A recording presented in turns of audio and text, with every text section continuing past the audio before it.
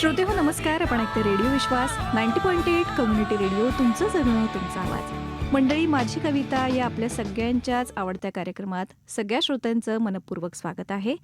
नवकवींना हक्काचं व्यासपीठ देणारा आपला कार्यक्रम म्हणजे माझी कविता. आणि या कार्यक्रमात नेहमीप्रमाणेच आणखीन एका कवयित्रीला घेऊन आम्ही हजर झालेलो आहोत. त्यांचा परिचय मी आपल्याला करून देणार आहेच. त्यांचं नाव आहे अमृता खंडेराव आणि आज ते आपल्याबरोबर टेलिफोनिक इंटरव्ह्यूच्या माध्यमातून यवतमाळ इथनं बोलत आहेत. खरं तर अमृता यांच्याबद्दल बोलायचं झालं तर खूप बहुआयामी असं व्यक्तिमत्व त्यांचं आहे. कारण कविता करणं हाच एक केवळ त्यांचा क्रायटेरिया नाही आहे, तर त्या यूट्यूबर म्हणून काम करतात, कॉपीरायटर म्हणून काम करतात, पथनाटक दिग्दर्शनाचं कामसुद्धा करतात. त्याचबरोबर लेखनाच्या माध्यमात सुद्धा त्यांचा हातखंडा आहेच. कवितांबरोबरच कथा, ललित, वैचारिक, सामाजिक, पथनाट्य, बालसाहित्य, गाणी, स्लोगन, जिंगल्स आणि जाहिरातींचं लेखनसुद्धा त्यांनी केलेलं आहे. अनेक नावाजलेल्या वृत्तपत्रांमध्ये त्यांनी लेखन केलेलं आहे. त्याचबरोबर यूट्यूबच्या चॅनलच्या माध्यमातून त्यांनी महिलांबद्दल त्यांचं जास्त कंटेंट असतं आणि त्याच्यामध्ये महिलांवर होणारे अत्याचार, सामाजिक प्रश्न, पर्यावरण किंवा ग्रामीण भागातल्या समस्या असा सगळ्याच लेखाजोखा त्यांच्या अनेक यूट्यूबच्या व्हिडिओच्या माध्यमातून आपल्याला बघायला मिळतं. विनोदी मालिकेच्या माध्यमातून महिला आणि त्यांच्या आयुष्याशी निगडीत असणाऱ्या अनेक गोष्टी, नातेवाईक किंवा त्यांच्या संपर्कात येणाऱ्या लोकांबद्दल त्यांनी खूप छान पद्धतीनं तिथे आपल्याला चित्रण केलेलं आढळतं. आणि त्याच्यामुळे तो आणखीन एक महत्त्वाचा मुद्दा त्यांच्या व्यक्तिमत्वात आपल्याला जाणवतो. अनेक वेगवेगळे आयाम त्यांच्या या व्यक्तिमत्वाशी जोडले गेलेले आहेत. केवळ मनोरंजन किंवा लेखन हाच त्यांचा काय म्हणूया एक शिरस्ता नाही आहे, तर मागच्या 10 वर्षांमध्ये त्यांनी शेतकऱ्यांच्या समस्या, महिलांचे प्रश्न, पर्यावरण आणि ग्रामस्वच्छतेबद्दलच्या अनेक सारख्या महत्त्वाच्या विषयांवरती विद्यार्थ्यांच्या मदतीनं पथनाट्य सादर करून जनजागृती केलेली आहे. महिलांच्या, शेतकऱ्यांच्या समस्या सोडवण्यासाठी त्यांनी त्यांच्याबरोबर काम केलेलं आहे. बचत गटाच्या माध्यमातून त्यांनी अनेक विषयांमध्ये स्त्रियांसाठी मदत केलेली आहे, त्यांना काम दिलेलं आहे. ग्रामीण भागातल्या महिलांना वेगवेगळ्या प्रकारची मदत मिळवून देण्याबरोबरच अनेक कार्यक्रमांच्या माध्यमातून महिलांशी त्या सतत जोडलेल्या असतात आणि विद्यार्थ्यांना, शिक्षकांना मोफत मार्गदर्शन त्या करतात. सामाजिक सलोख्यासाठी सुद्धा त्यांनी कायम आपलं योगदान दिलेलं आहे.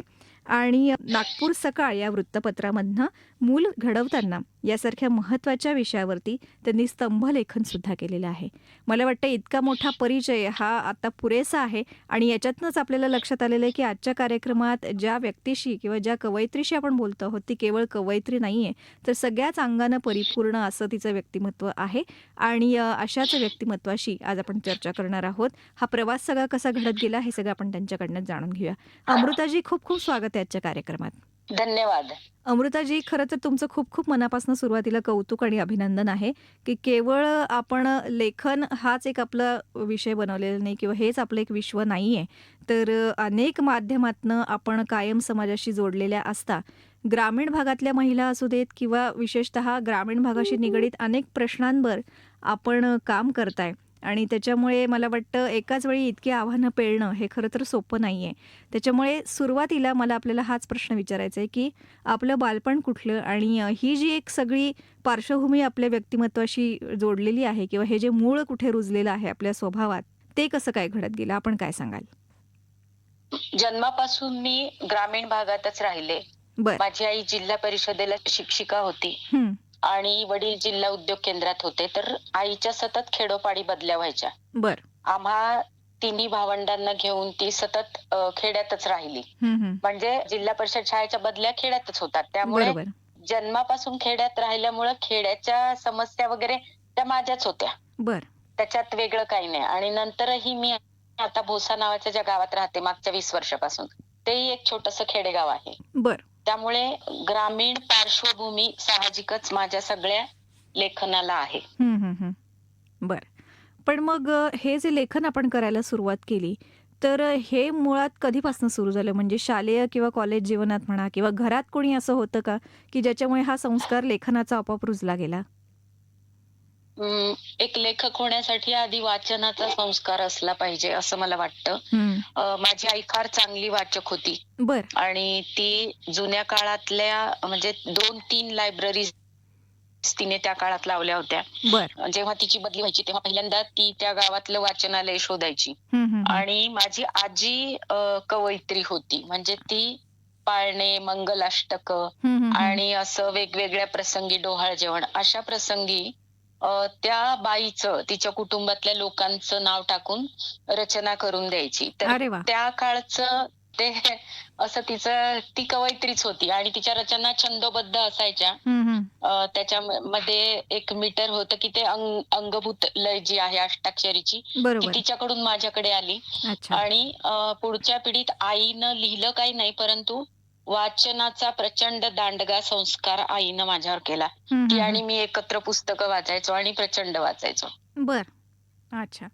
मग हे सगळं असताना पहिली कविता आपली कुठली होती किंवा पहिलं असं कुठलं लेखन आपण केलं होतं?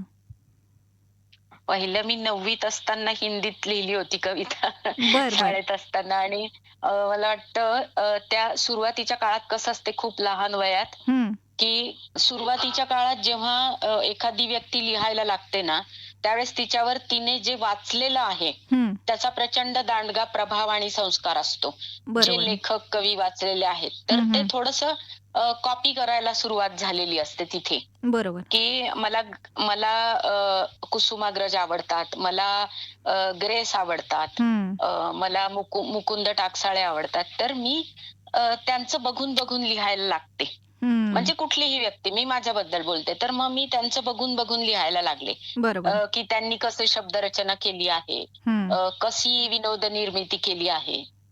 आणि याच्यातून मी शिकले आणि सुरुवातीला कॉपी करत होते. नंतर लिहिता, वाचता मला माझी शैली सापडत गेली. बरं, बरं. अच्छा. मग तीच जे कुठलं आपण पहिलं लेखन केलं असेल किंवा आपल्याला जे सगळ्यात योग्य आणि छान वाटलं, की माझ्याकडनं आज छान लिखाण झालंय, असं कुठलं कवन आहे, अशी कुठली कविता आहे, जी आपण आमच्या श्रोत्यांना ऐकवाल? पहिली तर माझ्याकडे उपलब्धच नाही आता. बरं. पण जे तुम्ही आत्ता सुरुवातीला फार मोठा परिचय दिला मला थोडंसं लाजल्यासारखं होतंय. पण त्यात तुम्ही सामाजिक वनीकरणाबद्दल बोललात. हं, हं. तर तो अभंग मला जास्त आवडतो आणि तो मी सादर करते. जरूर. यवतमाळ हा शेतकरी आत्महत्यांसाठी कुप्रसिद्ध जिल्हा आहे बरोबर. आणि शेतकरी आत्महत्यांमागे हं. डिफॉरेस्टेशन हे फार मोठं कारण आहे. बरोबर. की जेव्हा तुम्ही वन्य प्राण्यांची घरं नाहीशी करता, हं. जंगलतोड बेसुमार करता, त्यावेळी तुमच्या शेतीला बाधा पोहोचते सगळ्या दिशांनी. बरोबर. म्हणजे अवकाळी आहे, गारपीट आहे, वन्य प्राण्यांचे शेतावर होणारे हल्ले यवतमाळ जिल्ह्यात सर्वात जास्त आहेत. अच्छा. बरं. त्यामागचं कारण पण तेच आहे, की वन्य प्राण्यांचं घर तुम्ही नाहीसं केलंय आणि मग ते कुठे जाणार? हं. अच्छा. तर ती अवनी तुम्ही गुगल केलं की सापडू शकतं. तर त्या अवनीचा जेव्हा तिला पिल्लं होती आणि जेव्हा तिला गोळ्या घालून ठार मारलं गेलं, हं, हं, हं. त्यावेळेस लिहिलेला हा अभंग आहे. बरं, बरं. अच्छा. वृक्षांची ही अशी केली नास धूस, धरित्रीची कूस नागवली. वृक्षांची ही अशी केली नास धूस, धरित्रीची कूस नागवली.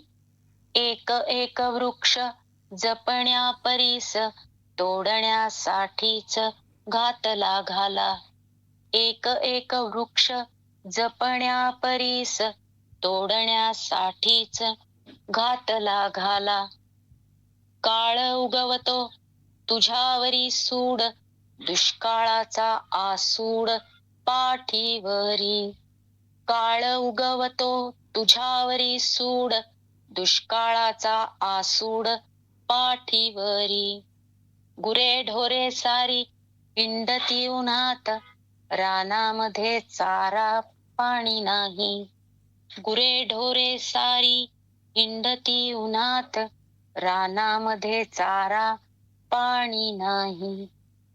कापली सवने मांडीला उच्छाद, झाला समोताद सावलीला. कापली सवने मांडीला उच्छाद, झाला समोताद सावलीला.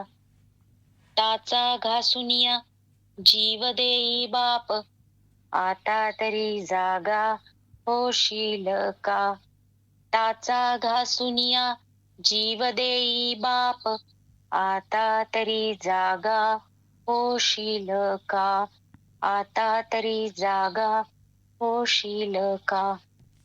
क्या बात है! खूप सुंदर आणि खूप साध्या सोप्या शब्दांमध्ये आपण हे सगळं मांडलं आणि खरोखर विदारक चित्र आहे. जसं तुम्ही म्हणालात, की खरं तर पशु, पक्षी, झाडं, वेली आणि मनुष्यसुद्धा हे या पर्यावरणाचे खूप सगळे मोठे घटक आहेत आणि सगळे एकमेकांवरती अवलंबून असतात. पण अर्थातच एकाचं प्राबल्य जेव्हा वाढतं, तेव्हा इतरांना धोका पोहोचतो आणि कुठेतरी तो संघर्ष सुरू होतो, जो आपल्याला या सगळ्यांमधनं जाणवतो आणि अर्थात तुम्ही खूप सुंदर चाल लावली याला. अतिशय साधी, सोपी, सरळ आणि ऐकायला शांत वाटत होतं हे.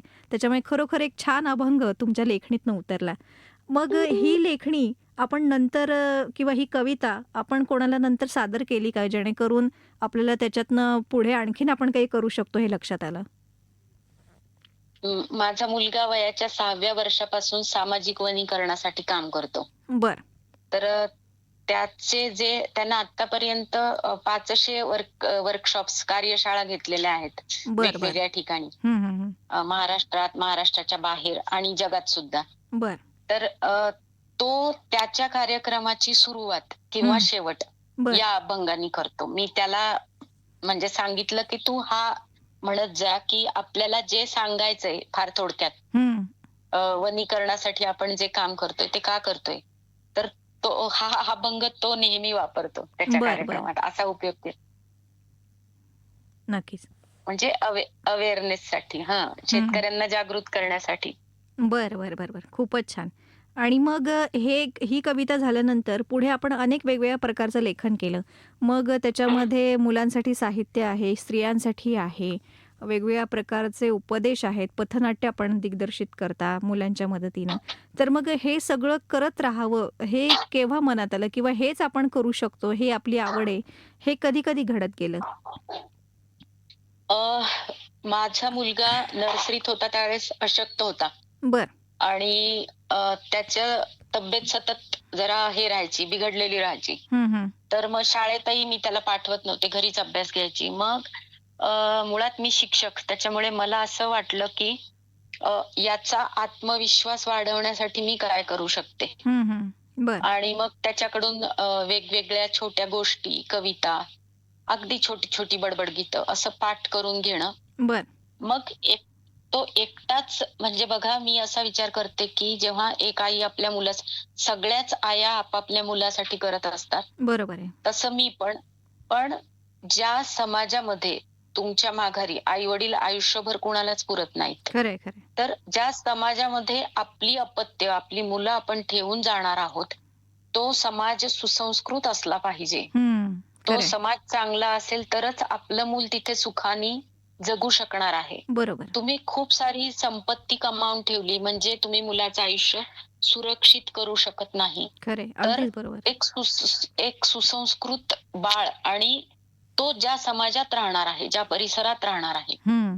तो समाज सुद्धा सुसंस्कृत करण्यासाठी धडपडलं पाहिजे. बरोबर. म्हणून मी त्याचे सगळे मित्र, क्लासमेट, त्याच्या शाळेतली मुलं यांना घेऊन मग ह्या सामाजिक विषयांवरच्या वेगळ्या फॉर्म वापरायला सुरुवात केली. पथनाट्य आहे, बरं, बरं. अभंगनाट्य आहे, हं. वेगळे काय म्हणूया त्याला, सामूहिक शपथविधी आहेत. बरं, बरं. आणि शेतकरी आत्महत्यांच्या काळात ग्रामीण भागात त्याचे कार्यक्रम असायचे त्यावेळेस तो एक पात्री पण करायचा. बरं. म्हणजे पथनाट्य असल्यावर आम्ही 40-42 जणांची टीम असायची आमची हं. आणि एक पात्री तो एकटा करत होता. बरं. तर असं एक अभंगनाट्य पण होतं. तर मुळात आपला समाज ही आपली जबाबदारी आहे. मी एक शिक्षक आहे बरोबर. आणि एक आई आहे. तर ही माझी बांधिलकी आहे. माझा मुलगा चांगला म्हणजे माझं जे बाळ आहे ते चांगलं होणं याच्याबरोबर माझा समाज, माझ्या वर्गातली मुलं, माझ्या परिसरातली मुलं, तिथून पुढं माझा देश ही सगळीच माझी जबाबदारी आहे, हं. असं मी मानते. म्हणून मग छोटं-छोटं, चिमूट-चिमूट आपली टाकत राहायची. कारण माझ्यासारखी ग्रामीण भागात राहणारी सामान्य स्त्री अ, खूप मोठा बदल एका दमानं घडू शकणार नाही. पण बरोबर. आपलं योगदान आपण प्रत्येकानं थोडं-थोडं दिलं तर हं. कमीत कमी आपला परिसर, आपलं कुटुंब आणि आपले परिचित, आपल्या संपर्कात येणाऱ्या लोकांच्या आयुष्यात तरी आपण एक छोटासा आनंद किंवा अवेअरनेस निर्माण करू शकतो. असं नक्कीच. त्याच्या मागची भूमिका आहे माझी. बरोबर, बरोबर. खूप छान आपण हे सगळं नमूद केलं आणि हे एक याच्यामध्ये मला जरूर आवर्जून सांगायला आवडेल तुमच्याबद्दल. ते म्हणजे केवळ तुम्ही तुमच्या मुलाचा विचार नाही केला, तर त्याच्याच वयोगटातली त्याच्याबरोबरचे जे कोणी मुलं असतील, त्याचे मित्र असतील, आजूबाजूचे कोणी मुलं असतील, तर त्यांना सगळ्यांना घेऊन त्यांच्या मनामध्ये तुम्ही हा विचार रुजवला आणि नुसता रुजवला नाही, तर कायम त्यांच्या संपर्कात राहून वेगवेगळ्या प्रतीने, वेगवेगळ्या कृतीने तुम्ही त्यांच्या संपर्कात राहिलात आणि सगळ्या गोष्टींची जाणीव त्यांना त्याच कोवळ्या वयात करून दिली. मला वाटतं ही संस्कार क्षमता फार थोड्या पालकांमध्ये असते आणि त्याच्यामध्ये तुम्ही खूप छान काम केलंत. आता याच्यानंतरचा पुढचा प्रश्न मला असा विचारायचा आहे, ते म्हणजे की अ, लेखन आपण फक्त याच्यापुरतं ठेवलं नाही, तर आपण वृत्तपत्रात सुद्धा लिखाण करायला लागल्या. मग त्या ठिकाणी प्रतिसाद कसा होता? अ, मी जेव्हा केव्हा लिहायला सुरुवात केली तेव्हा मी एक फार भाग्यवान लेखक समजते स्वतःला. बरं. जेव्हा लिहायला सुरुवात केली त्याच दिवसापासून मला प्रचंड प्रतिसाद दिला सगळ्या लोकांनी महाराष्ट्रातल्या. मी संपूर्ण महाराष्ट्राची आज या निमित्ताने आभार मानते. संपूर्ण महाराष्ट्रातल्या मराठी वाचणाऱ्या सगळ्या रसिकांचे, श्रोत्यांचे आभार मानते. बरं. माझी पुस्तकं जेव्हा आली म्हणजे कसं होईन तर होईन माय नावाचं पुस्तक आहे नवीन आलेलं. हं, तर हं. ते Amazonवर ज्या दिवशी लावलं बरं. विक्रीसाठी, हं. त्या अर्ध्या अर्ध्या तासात त्याच्या 1000 प्रती संपल्या होत्या. क्या बात है! आणि अर्ध्या तासानंतर आम्हाला फोन यायला, मला पर्टिक्युलरली फोन यायला सुरुवात झाली, की पुस्तक तर दिसत नाहीये तिथं. मला वाटलं असं कसं होईल? आजच तर सकाळी लावलंय. हं. मग मी प्रकाशकाला विचारलं तेव्हा ते म्हणले, की सगळ्या कॉपीज संपल्यात आता. त्यांना सांगा, की आपण एक थोडे दिवसात परत लावत आहोत. कारण तेवढ्याच आम्ही छापल्या होत्या. बरोबर. मग पुन्हा प्रकाशन पूर्व सवलतीत दिलं. तर जेव्हा माझं पुस्तक आलं, हं. बेसिकली मी विनोदी जे लिहिते ते हं. Facebookवर लिहिते आणि ते विनोदी साहित्य फार लोकप्रिय आहे. बरं. म्हणजे खूपच लाखो लोकांना ते आवडतं आणि हं. त्याच्यातले हजारो लोक तर तिथे Facebookवर आहेत, पण त्यातले शेकडो लोक पर्सनली माझ्या परिचयाचे आहेत. बरं, बरं, बरं. आणि अच्छा. पुस्तकं विकली जाणं ही जी फार कष्टाची गोष्ट असते, तिचा मला कधीच त्रास झाला नाही. बरं. अच्छा. आणि एक थोडंसं डायव्हर्ट करते, की तुम्ही म्हणालात, की संस्कारक्षम म्हणजे तुम्ही सगळ्यांसाठी काम केलं मुलाबरोबर. हं. तर यातही माझा स्वार्थ आहेच. नक्कीच. म्हणजे अब्राहम लिंकन म्हणतो, की स्वार्थाशिवाय जगात कुठलीच गोष्ट घडत नाही. बरोबर. तर नेम एंड फेम हे बाय प्रॉडक्ट असते बरं का. हं. लोक नावासाठी जर काम करत असतील तर मला काय ते खरं म्हणजे पटत नाही. तुम्ही जेव्हा लोकांच्या कल्याणासाठी अ, काम करता त्यावेळेस तुमचा स्वार्थ असा असतो, की तुमचं मूल घडवायचं आहे. तुम्हाला काय म्हणूया एक समाधान मिळवायचं आहे. तुम्हाला एक बरोबर. चांगला समाज आजूबाजूला पाहिजे. हं. तुम्हाला सुसंस्कृत लोक हवे आहेत, चांगले वाचक हवे आहेत. आणि जेव्हा आपण लिहितो तळमळीने त्यावेळेस त्याचा परिणाम झाल्याशिवाय राहत नाही बरोबर. लोकांवर. हं. तर हा मोठा स्वार्थ आहे त्याच्या नक्कीच, नक्कीच. त्याच्यामागे. खूप छान आणि खरंच मला वाटतं हे फार महत्त्वाचं आहे, की चांगलं देत राहणं हेच खरं तर एका जाणकार लेखकाचं काय म्हणतो कसब असतं आणि ते तुम्ही मिळवलेलं आहे त्याच्यामध्ये तुमचं खरंच कौतुक आहे. YouTubeच्या माध्यमातून सुद्धा तुम्ही श्रोत्यांबरोबर जोडलेल्या आहात, प्रेक्षकांबरोबर जोडलेल्या आहात. तर त्याच्यामुळे तोही एक फायदा आपल्याला आहे, की आपण प्रत्यक्ष श्रोत्यांबरोबर संवाद साधू शकता किंवा श्रोत्यांच्या कमेंट्समधनं तुम्हाला त्या गोष्टी कळत असतील. आता यानंतर जरूर मला आणि श्रोत्यांना आपली एखादी दुसरी कविता एखाद्या वेगळ्या विषयावरची नक्कीच ऐकायला आवडेल.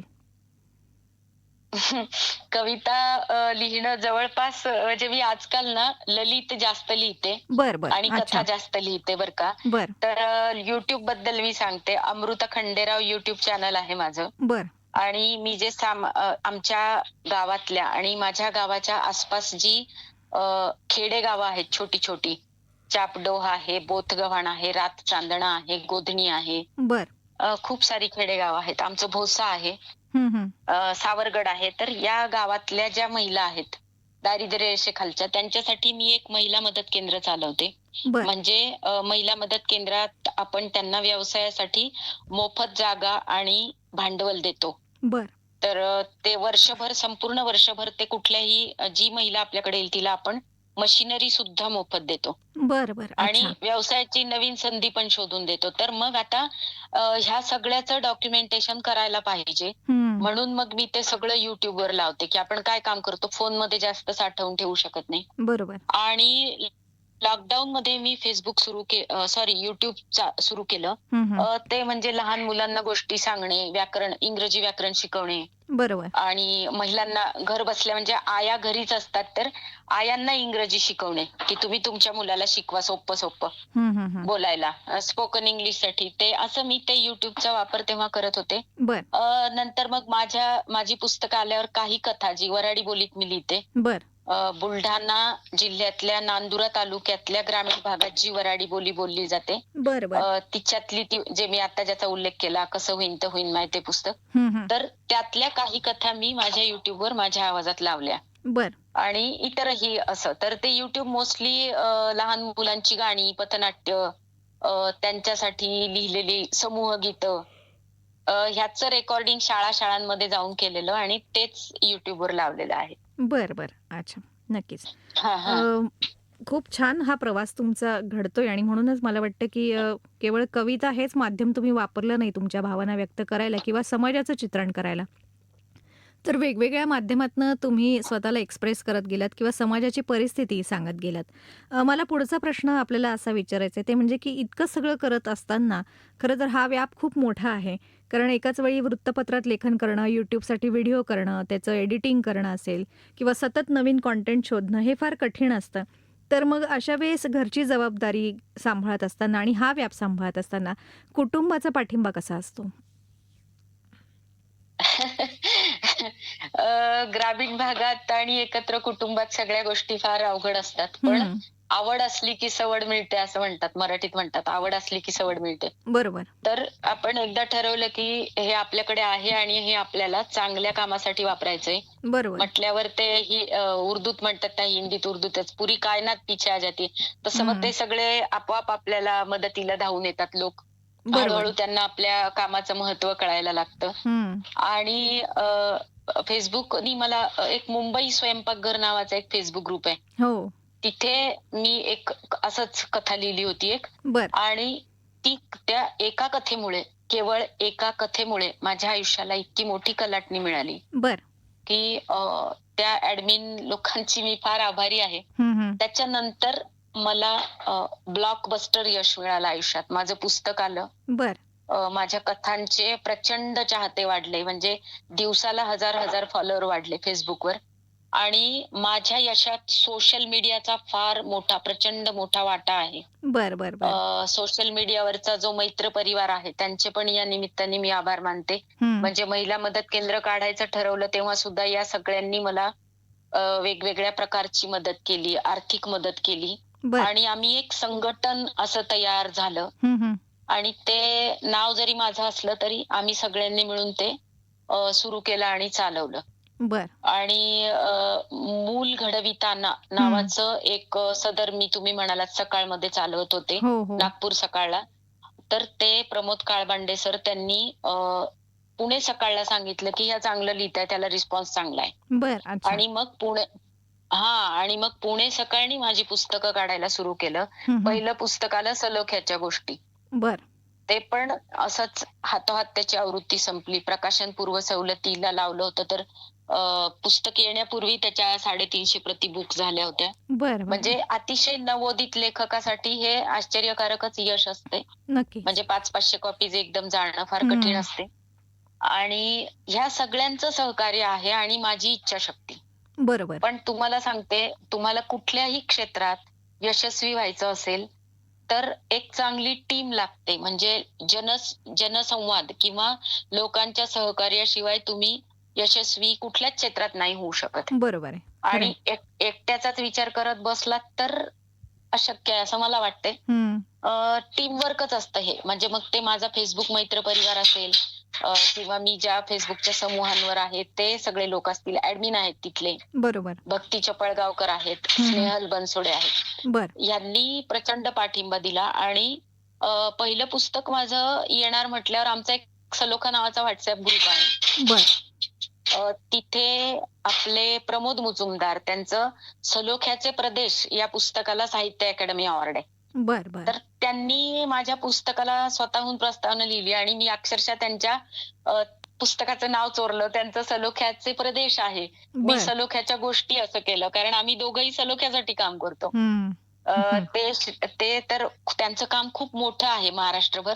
मी बरोबर. फक्त आमच्या गावापुरतं आहे माझं. हं. पण ते पाठीशी उभे राहिले. त्यांनी खूप सुंदर प्रस्तावना लिहून दिली आणि त्याच्यानंतर मला विशेष उल्लेख करायचा आहे मुकुंद टाकसाळे सरांचा, बरं. की मी लहानपणापासून त्यांची पुस्तकं वाचते हं.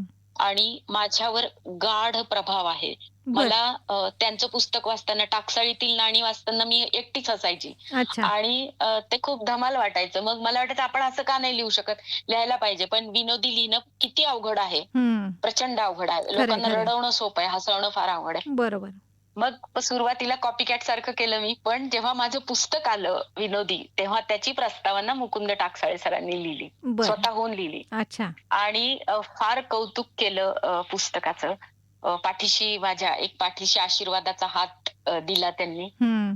तर हे फार ऋण इतकं आहे की किती जणांची नावं घ्यावीत असं खरंय, खरंय. सगळ्यांची घेऊ शकत नाही. हं. त्याबद्दल हे वाईट वाटतं. पण नक्कीच. जे मला महत्वाचं वाटलं ते सांगितलं आणि ललित, गद्य आणि कथा हं. हे मुळात तुम्ही बरोबर आहे कवयित्री असा उल्लेख केला. बरोबर आहे हं. कवयित्री. पण कविता वाचणाऱ्या लोकांची संख्या कमी आहे. कवितेचा बरोबर. फॉर्म समजणाऱ्या रसिकांची संख्या कमी आहे. हं. पण कथा, गोष्ट ही आबालवृद्धांना आवडते. लहान बरोबर. मुलापासून म्हातारपर्यंत गोष्ट आवडत नाही असं कोणीच नाही. हं, हं. मग गोष्ट लिहायचं म्हटल्यावर मग मी ते कथा आणि ललित हे 2 फॉर्म ललित म्हणजे कविताच असते पुन्हा असं मला वाटतं, बरोबर आहे. की ललित ही विस्तारित कविता आहे. म्हणजे त्याच्यातला तरलता जी आहे कवितेतली हं. ती ललितात असते. बरं. आणि ती कथेत आणलं तर मग ते त्याचं काय म्हणूया, जर ती कथेत आणायला जमलं तर त्या लेखकाचं कौशल्य आहे ते. खरंय. पण कथा ज्या मी लिहिल्या त्या ग्रामीण भागातल्या महिलांची जी दुःख आहेत, हं. डीप इंटिरियर मधली, जी शहरी भागातल्या महिलांना माहीतच नसतात. बरोबर. त्यांचं आयुष्य किती खडतर आहे, किती प्रचंड संघर्ष आहे. जिवंत राहणं हाच संघर्ष आहे रोजचा. हं. खरंय. आज मला जिवंत राहायचंय, इथून संघर्षाला सुरुवात होते. खरंय, खरंय. अगदी म्हणजे बरोबर आहे. कौटुंबिक हिंसाचाराला तर ते घरोघरी कौटुंबिक हिंसाचाराच्या बळी आहेत. खरंय. आणि ह्या बायकांवर लिहायचं कुणी तर मग त्यांच्याच भाषेत लिहूया. हं, हं. सुरुवातीला मी प्रमाण मराठीत लिहित होते. बरं. पण मला असं वाटायला लागलं, की ज्या महिलांच्या सुख-दुःखाबद्दल मी बोलते तर त्यांचीच भाषा वापरते. मग वऱ्हाडीत लिहायला सुरुवात केली आणि आता अ, वऱ्हाडी वाचणाऱ्या लोकांची संख्या आहेच आहे. आधीपासून खूप उत्तम लेखक आहेत मराठीत बरोबर आहे. वऱ्हाडी लिहिणारे. प्रत्येक जण आपापलं मांडत असतो. तर मग मला सुद्धा वऱ्हाडी लेखनाला प्रमाण मराठीपेक्षा जास्त मोठा प्रतिसाद मिळाला. अच्छा, अच्छा. बरं, बरं, बरं. नक्कीच. खूप छान वाटलं तुमच्याशी बोलून आणि खरंच खूप सुंदर हा तुमचा प्रवास आहे. ज्या पद्धतीनं तुम्ही उमेदीने काम करत आहात. मला वाटतं, की असं फारच थोड्या जणांमध्ये असतं. कारण स्वतःच्या आनंदासाठी काम करणं हे फार वेगळं आहे. पण दुसऱ्यांना बरोबर घेऊन त्यांच्या आनंदामध्ये स्वतःचा आनंद शोधणं हे फार थोड्या लोकांना जमतं आणि त्याच्यामध्ये तुम्ही आहात असं मला वाटतं. आता पुढे आणखीन काय अरे, करण्याची थँक यू. इच्छा आहे? पुढे तर कादंबरी लिहिते मी. कादंबरी हा फॉर्म मी दुसऱ्यांदा हाताळते. पहिल्यांदा लिहिली होती ती कुठे प्रकाशित झालेली नाही. बरं. पण आता पहिलीच म्हणायचं तर कादंबरी लिहित आहे एक नवीन. Facebookला मी तिचे काही भाग टाकले होते आणि अर्थातच तिला खूप माझे वाचक सतत मागत आहेत ते. बरं, बरं. तर त्यामुळे ते मी कादंबरी आता माझी जानेवारी धुरपतीचा किस्ना नावाची. तर ती बरं. एक प्रेरणा आहे. ती सत्यकथा आहे. तर ती कादंबरी आहे धुरपतीचा हं, हं. किस्ना नावाची. बरं. आणि विवेक प्रकाशन मुंबईनी माझं बालसाहित्याचं पुस्तक प्रकाशित केलंय. बरं. उलटं टांगलेलं भूत आणि म्हातारी. अच्छा. बरं, बरं. Amazonवर सगळी पुस्तकं उपलब्ध आहेत. बरं. खूप खूप शुभेच्छा तुम्हाला. तुमची ही जी वाटचाल सुरू आहे त्याच्यात तुमची अशीच उत्तम प्रगती हो आणि कायम तुम्ही तुमच्या लेखनातनं, तुमच्या YouTubeच्या माध्यमातनं सगळ्या श्रोत्यांच्या, प्रेक्षकांच्या भेटीला येत राहू आणि असंच दर्जेदार साहित्य रसिकांसाठी तुमच्याकडनं निर्माण होत राहू अशीच मी तुम्हाला शुभेच्छा देते. आणि आज तुम्ही रेडिओ विश्वासशी इतका वेळ काढून बोललात, इतकी छान माहिती दिलीत आणि सगळा प्रवास तुमचा उलगडून सांगितलात. त्याच्याबद्दल रेडिओ विश्वास आणि सगळ्या श्रोत्यांच्या वतीनं मी आपले मनापासून आभार मानते. मनःपूर्वक धन्यवाद. मी तुमची आणि रेडिओ विश्वासची आणि रेडिओ विश्वासच्या संपूर्ण टीमची मनापासून आभार मानते. धन्यवाद आणि धन्यवाद. खूप खूप शुभेच्छा तुम्हाला. धन्यवाद.